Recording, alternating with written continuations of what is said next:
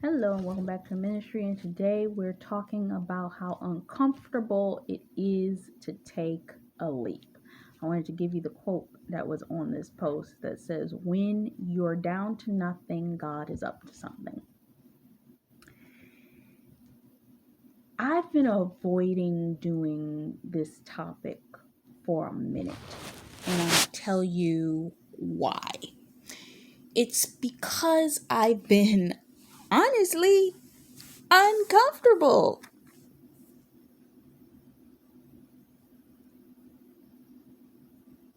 I've been uncomfortable. I didn't want to talk about anything until I knew where my head was, and I'm gonna leave that alone until the next one because I got another word for y'all that's coming up after this that I'm going to dig a little deeper. But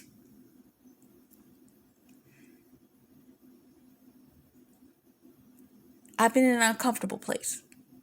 It's not so much that my environment has changed and it's been uncomfortable. I've had you get warfare. You get warfare. People start acting up around you and all kinds of stuff. And you're like, yeah, it's the season. We close to Halloween. When I'm recording this is Halloween day. So I got a word for y'all specifically coming up after this one. But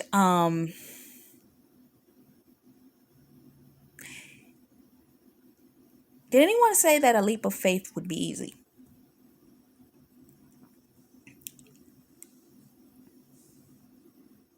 5 years ago, in a few months, matter of factly, it was 5 years ago, 30, 29 days ago. 5 years ago, 29 days, I walked out this house and I took a leap of faith. In me making that leap of faith, I went through an experience. Sometimes you make a leap of faith and you think, I'm going out here, God's with me, it's gonna be easy. But sometimes you take a leap of faith and God drops you in a valley and you're like, God, when I went out with you before, you dropped me in a valley. Not only did you drop me in a valley, it was an uncomfortable place that you left me in. And it's not that he left me, it's that he grew me in that uncomfortable place. And in growing in that uncomfortable place, it led me to elevate back to the level that I'm on, but I ain't come back without having scars. But I walked through it.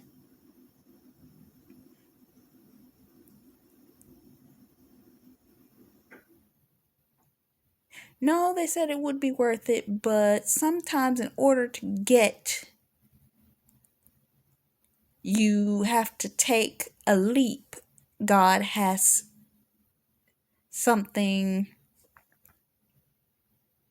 God has to make you. And he's not going to make you take that leap. You have to have the desire to leap. He's going to put the opportunity, the ledge, the situation before you. But you have to make the decision to take the leap into it. And you will know that you need to, because what will happen, it's kind of like, you ever seen them movies, them action films where the two people be running, or maybe it's a single person and they're running across the bridge, but as they're running across that bridge, the bridge is falling behind them and they have to move at a specific pace in order to take the leap at the end of the opposite end of the bridge, because if they don't, they will fall because their ground is falling out from under them. That's what a leap of faith is. Because what God will do is, when your season is up in one situation, he'll start to make the bricks begin to fall out from under you. Some of us call it the rug being snatched out from under us. They'll start to fall out from under you in the support of the level that you're on in order to almost push you into running into that leap of faith. God will coax you. God will show you, this is where you're going. This is what's about to happen. I need for you to start moving towards that. I need to see that you're moving, because if you're moving towards that, then I can make sure that everything's moving. Because some of us will get stuck in that place because we're supposed to be operating in a moment of faith, and we're not. We're supposed to be moving. We know the thing is coming, but we're not making adjustments for it, because either, Lord, you done said that so many daggone times before. You sure this time I need to actually get up and get myself together to actually do this, because you done did that before and I sat there and ain't nothing happened. Or the last time I did that, so I ended up in a bad place. Are we sure? Because sometimes our prior experiences make us look at God and be like, Lord, you sure you want me to do this time? Because I remember what happened when we took a jump out on a limb before. And you can become hesitant to move in obedience with the Lord. But when you start to notice that your comforts no longer feel comfortable,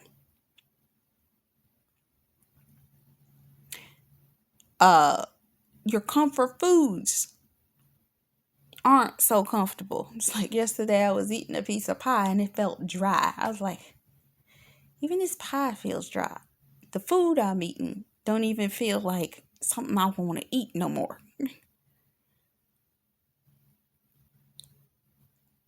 And I'm sitting there like, God, what we doing?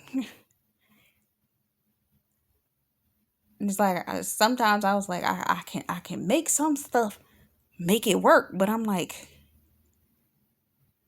God, I ain't even feeling this right now.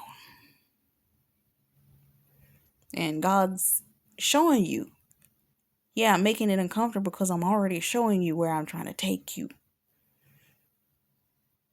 And I know God's done shown me, and I'm getting the what you call it, spiritual confirmations back to back to back to back to back to back back to back to back. Even this morning I was getting confirmation, and it's just like, but what does that look like?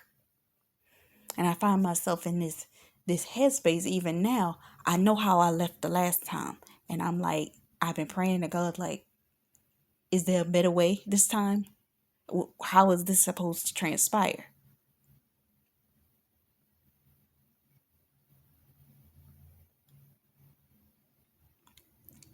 And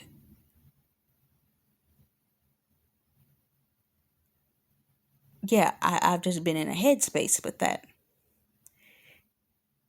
You are anointed to do greater. Your church environment isn't welcoming. Before I left my church, I had a couple of experiences with the ushers that worked at my church. And certain things just, I knew when God was pulling me out to church, because he would pull me out and then I go back. He pulled me out, I'll go back. And it was like he wouldn't keep me in the environment for very long. Meaning I'd be there for like 6 months, and then he pulled me out to church for like 2-3 months. And I'm like, and then when CVD happened, I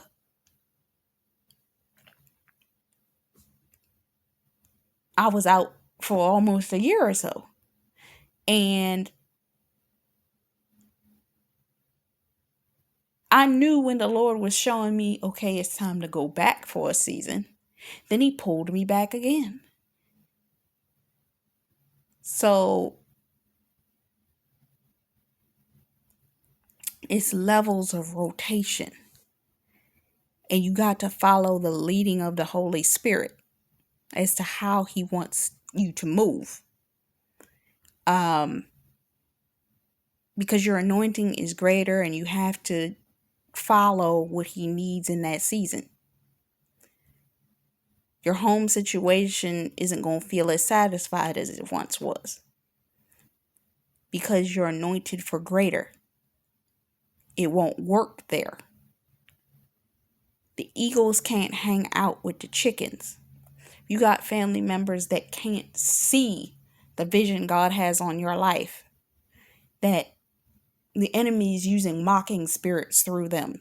Ooh, yesterday, enemy was using the mocking spirit with one of my family members that I'm living with right now. I'm just like, I just pray for them, because the things they be saying out their mouth, I actually am truly afraid for them because of the things that they say about God.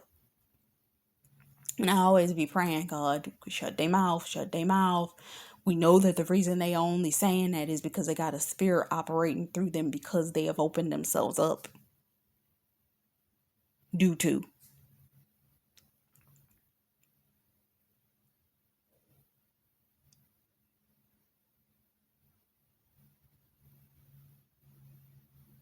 You have to fly. You have to feel the rumble in your spirit where you can be great. You can't be great staying where you are. You have to go to where it's greater, where you're called to be great. I know I have a high calling on my life, and God's been showing me I have a high calling on my life. I've known it for a long time. I was even having a email conversation with one of the pastors that I've been sewing into his ministry for a while now. And he said that he understands that I'm on the brink of a miracle. Some of us, that's where we are. We're at the brink. We're at the breaking point. We're at the shifting point. We're at the transition point. But some of us have been praying for this thing so long, it's like if it comes to us, we almost feel like, man, what does that mean for me now? I was listening to Stephanie P's video a couple of days ago, and she was saying, embrace it. You fought for this. You deserve this. Yes, we've gone through hell, high water, just horrible experiences. And God's trying to tell you, you deserve this. Don't feel oppressed or guilty or sad. I was in the shower the other day and I was sitting there thinking to myself, my God, God has me with my father figure. And I felt like if you listen to a lot of the words about marriage, what you hear a lot of people say is that when they got married, the connection with God wasn't severed, it was adjusted. Meaning, when you get married to your spouse, your connection to God, it's not that it comes through them, but it's a rotation through them. It rotates through them. So there are certain things you're going to have to go to your spouse about in order to get that prayer through to God, because it's a joint spiritual experience. You can't sit up there where you've been for years praying by yourself, praying in solidarity and quietness with yourself. Now it's going to be the two, because when two come together, God's in the midst. When the two of you come together, so it may feel strange. You may feel abandoned a little bit by God because of the fact that, wait, I got to pray with this person in order to make it feel like God's in the midst of this.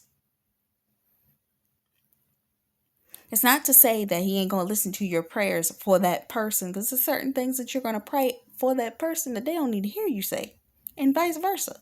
But there's certain things that y'all going to have to pray together, and God's going to give y'all the unction. Yeah, now that y'all together, I need you to pray that together, because you've probably been praying it separately all this time.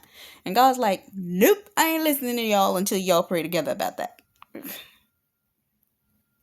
And it's that element that you might feel separation anxiety about leaving your father and mother's house. to cleave with this person. And I believe that's where my depression has been coming in. It's the feeling of removal. But I believe I know where my depression is coming in about it from my personal experience. But it's that understanding you have to go to where God's saying you're going to be great there. You're going to be great there. And you're going to see. You're going to have that stability. Some of us have been in seasons where we have been so unstable because our spouse ain't been there.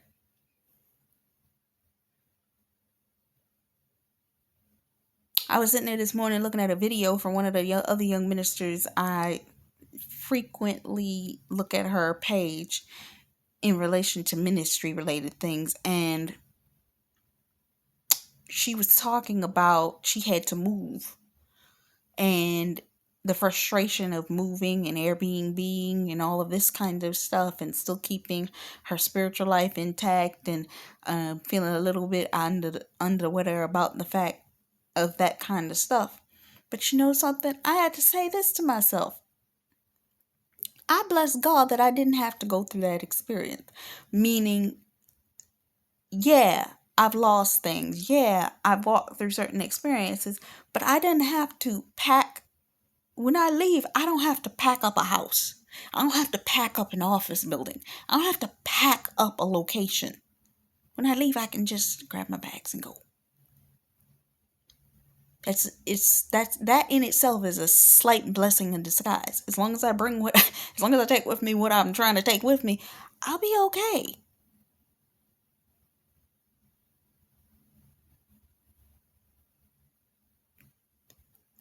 But you must leave. But you have to get stirred up and made ever so slightly uncomfortable for than your normal, in order for you to get frustrated enough to run and jump. And one of the young women that I follow, she and her sibling had to be abruptly shifted from where they were. They knew it was coming. God had already been showing them that it was coming, but the way things transpired caused that shift. And they said, okay, I'm out.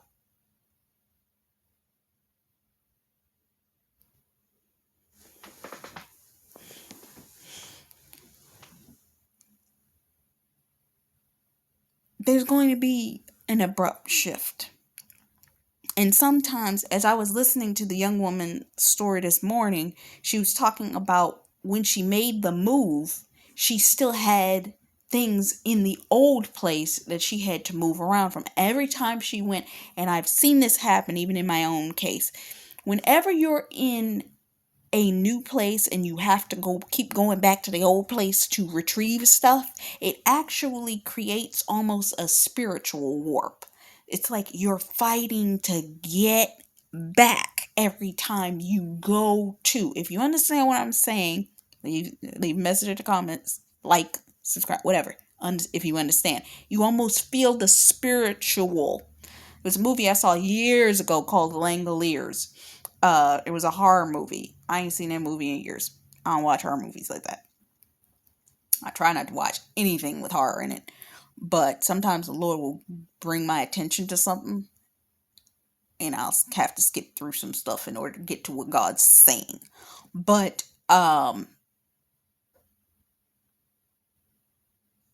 in that movie, they went through a time warp, and it literally was a physical pressing through of time.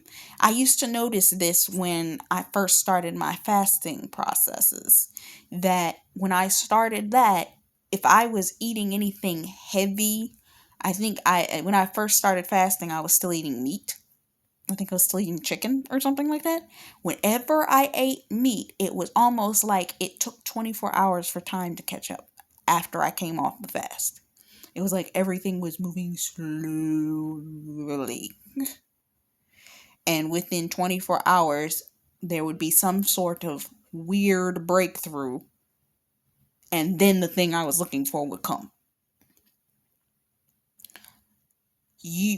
If you are moving and you're moving back and forth between the old place and the new place, sometimes you'll notice that same time warp. Like when you go, I even heard a coach of mine say this.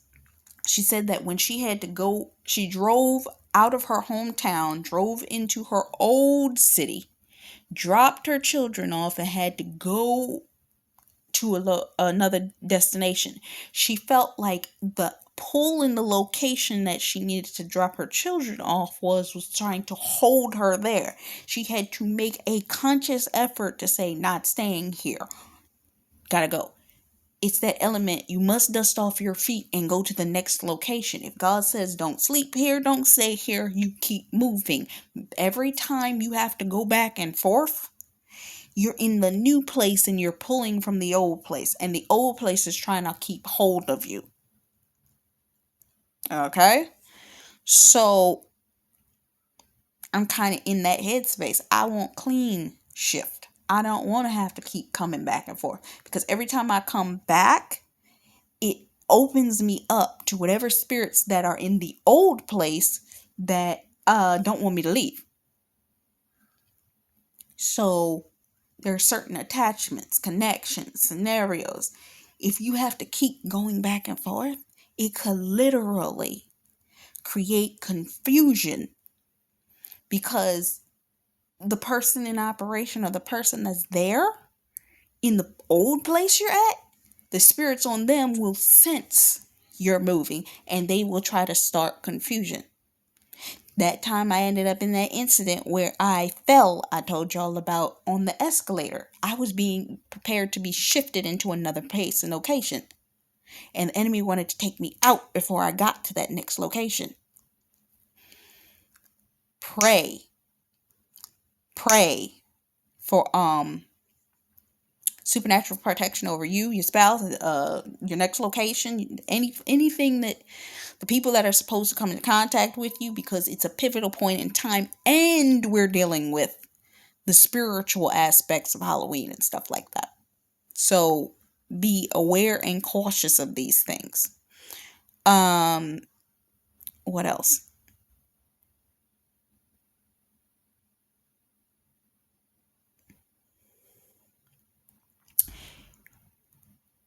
A prophet is without honor even in his own hometown. You must leave. God will allow that stirring up to happen.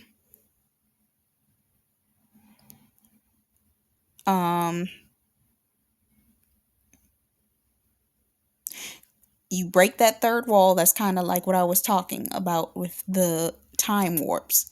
And the first step is to become uncomfortable. It forces you to move. That uncomfortableness, I was even uncomfortable writing this. What I'm reading, I was uncomfortable writing. In the season I'm in, uncomfortable. It's a discomfort that comes before a breakthrough. It pushes you so that you are ready to go and willing to take the leap. Come on, let's go.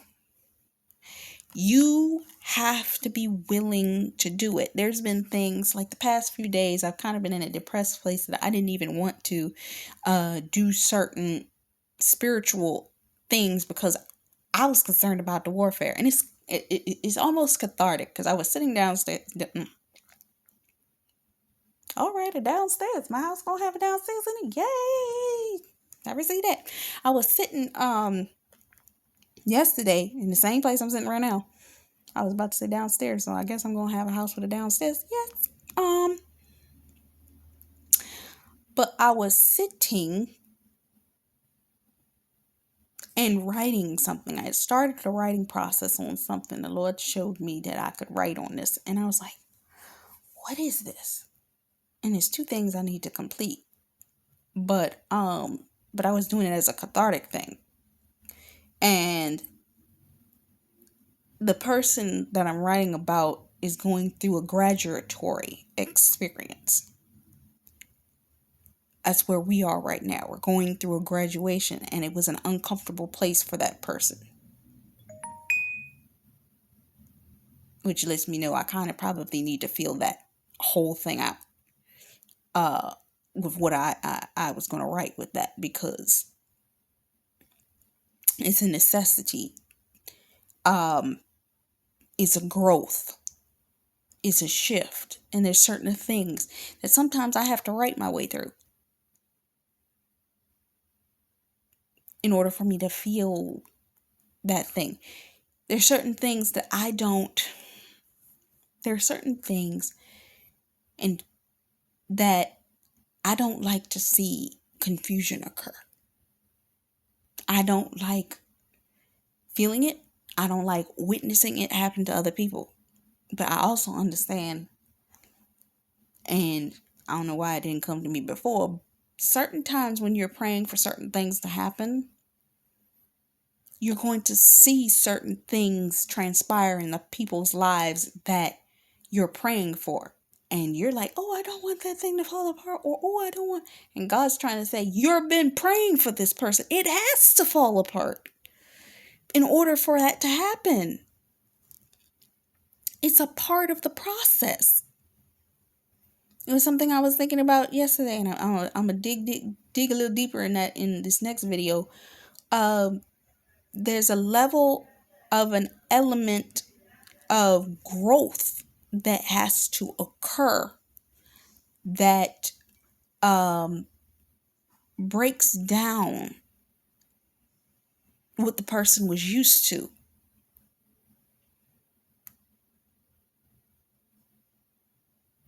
And I'm gonna say it. We talk about kingdom marriage. When a counterfeit comes, everything that was attached to that counterfeit has to fall apart. So if a counterfeit says something to somebody about, oh, your entire life will fall apart if you leave me, yeah, it's going to fall apart, because everything attached to that person has to fall off of you. Everything attached, and it may look like chaos. Everything attached to the people that you're praying for, you may be praying for them, and when their life goes into a tailspin, and you're sitting there, why is their life going into a tailspin? Oh my God, this is worrisome to me. And God's trying to say, it has to, in order for me to rip the things out of their life that need to be removed. They ain't gonna like it, no. But I have to remove these things. That's why sometimes the Lord will isolate you away from the people that you're praying for, so that He can rip these things away from them, so that it isn't affecting you so bad, because you're sitting there watching it affect them. And I believe that's another one of the reasons that I've been very tentative to being around my God ordained spouse, because I'm like, oh Lord, if you're going to start ripping stuff out of his life, that's going to emotionally mess with me if I'm sitting there next to him while it's happening. That's why I'm like, God, can you deal with him while I'm not there? And God, I know He's been dealing with him, but I also know that there's things that He's going to have to relinquish and let go of. That's what we talked about in Simply Irresistible review. Things started to go haywire when the person he was with showed up. Because the things that can't be there while she was there, the things that can't be there while you're there, they gotta go. If you're praying for the people around you and their life goes haywire, it's not because you're into witchcraft, it's because the things in their life are attached to it. You see what I'm saying? So, I'm coming to the end of this. You have to be willing to shift. Are you willing? Is what I want to say. because it's going to get uncomfortable. And I know it's going to get uncomfortable. I don't even know how God's going to do what he's got to do for me. But you're going to have to breathe through the process. I actually can announce this now. I got a prayer course coming up for you guys, and I'm going to be putting it in the playlist. Everything's done with it. I just have to put it up, and I talk more in depth about this and how to pray and how to get through those moments when you're seeing your life be shredded while God's trying to prepare you for that breakthrough. So, but more to come. I want to get into this next one because it's very important because we're dealing with Halloween right now. So, I will see you in the next one. Until next time. Bye bye.